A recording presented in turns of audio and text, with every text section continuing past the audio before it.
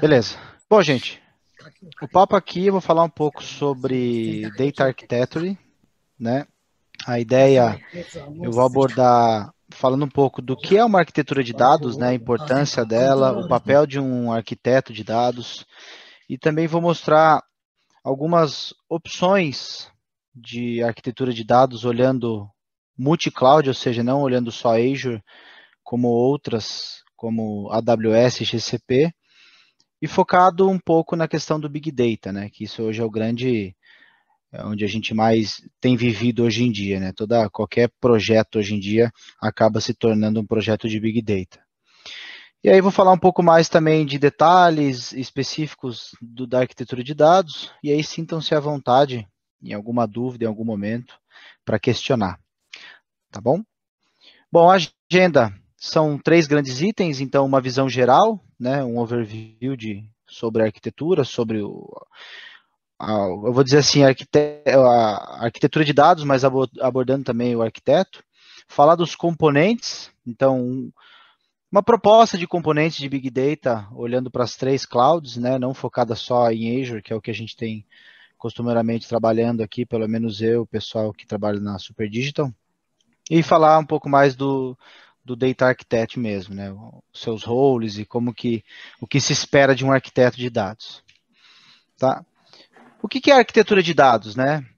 Eu coloquei tudo em inglês até para a gente poder reaproveitar isso em outro momento, né? Então, o processo de arquitetura de dados é você criar um padrão, né, de como a organização vai coletar esses dados, vai guardá-los, transformá-los, distribuí-los, né? Porque muitas vezes a gente faz toda essa parte de coletar o dado, de guardar ele, de transformar ele, e depois a gente precisa distribuir. Seja para analistas que usam esse dado para poder tomar decisões em cima dele, ou seja até para outros sistemas que conectam nele para poder, por exemplo, um algoritmo de previsão, de predição de fraude, de clusterização, e aí você tem que distribuir. E aí, e o uso desse dado, né? Então, o principal core da arquitetura de dados é você criar um padrão para isso, de como a empresa vai organizar seus dados, né? Vai coletar ele, vai guardar, transformar e distribuir, e o uso dela, né? Porque de nada adianta se a gente quer fazer todo esse papel e a gente não usar ela, né? E o goal, né? O principal objetivo da arquitetura de dados é você entregar dados que sejam relevantes para as pessoas que precisam disso, né? Quando eles precisam também, né? Não só precisar, mas quando eles precisam, e você ajudá-los, né, a ter um senso sobre isso, né? Vamos dizer assim, ele tem um entendimento sobre isso para poder usá-lo, né? Embaixo a imagem aqui ilustra, né, a pirâmide, que é bem conhecida, né, que seria a base da pirâmide é o dado, né? A segunda base seriam as informações que esse dado gera. A terceira base, que aí seria o conhecimento sobre esses dados, né? O que você aprende dele ali. E por fim, a sabedoria, né? Então, são 4 grandes steps que dentro de cada um desses steps existem diversos passos que são executados dentro da arquitetura de dados, como coletar, transformar, distribuir e o uso dela. E o uso basicamente seria a sabedoria que você tem desse dado, né? Então, você saber quando que você deve aplicar um algoritmo, o resultado daquele algoritmo que ele pode te dar, né? Enfim, toda essa parte que está relacionada e ligada ao dado, né? Porque hoje mais que sabido por todo mundo, né? Vou chover no molhado aqui, mas é aquela famosa história, né?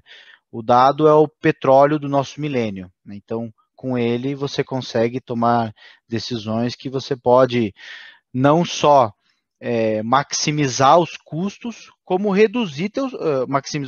maximizar suas receitas, como reduzir seus custos, né? Através de dados, de padrões de dados, enfim, você entender tudo aquilo. Aí, feito isso, a gente tendo uma ideia, né, do que é a arquitetura, da importância que ela tem, existe um ponto muito legal que vale frisar aqui, que é não confunda a arquitetura de dados com modelo de dados, né? São coisas totalmente distintas, né? E muita gente acaba confundindo isso, é comum, né? Ah, arquitetura de dados com modelo de dados. Não. Arquitetura é uma coisa e modelação de dados é outra. Apesar de levar data, né, arquitetura, e a arquitetura está parecido com modelação, né, tem uma certa similaridade, vamos dizer assim, não tem nada a ver, né? Por quê? A arquitetura de dados, você vai aplicar ela em alto nível, né? E é uma visão de como a empresa vai trabalhar com esses dados, né? Como isso vai ser categorizado, integrado e guardado, né? E aí perceba que eu já mudei um pouco a palavra, né? Então, categorizar seus dados, integrar ele, guardar eles e você trabalhar com esse dado. E o data modeling, né? Na verdade, o data modeling, ele trabalha meio que junto com a arquitetura, entre aspas, por isso que existe muita confusão, mas a modelação do dado é você vai ter que aplicar regras específicas e detalhadas desses dados, né, de parte desses dados que estão guardados no seu database, no teu data lake, enfim, no teu DW, para que vocês consigam tirar valor. Então, veja só, um complementa o outro. Sem arquitetura, você não vai conseguir ter a tua modelação. E se você tiver uma arquitetura muito boa e não tiver modelação, também de nada adianta. E embaixo o desenho apresenta muito legal, que é um framework para o entendimento da arquitetura. Então, olha só, a arquitetura trabalha muito com a estratégia dos dados e a governança dos dados, né? E meio que como um par dele, o data modeling, que abaixo eles vão distribuir integração, plataformas e ferramentas para isso, e novas tecnologias que serão adotadas, né? Um exemplo muito prático disso que eu estou querendo dizer é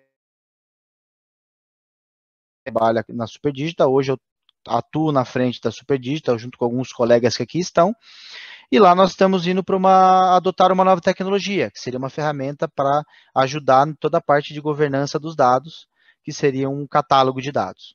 Tá? Não vou entrar muito no detalhe disso aqui, tá, gente? Não é o foco, é falar mais sobre a arquitetura, a importância dela, mas só para você fazer um gancho aí de como a arquitetura é muito importante. Ela para mim, é como se ela fosse o alicerce da casa, né? Então, todo o resto vem depois. Então, você tem que fazer o alicerce da casa, e depois você vai colocar o teu telhado, o piso da cor que você quer, as cores de paredes, mas se você não tiver a tua arquitetura muito bem definida, pode ser que quando você iniciar nessa outra parte, você não consiga garantir sucesso naquilo que você procura.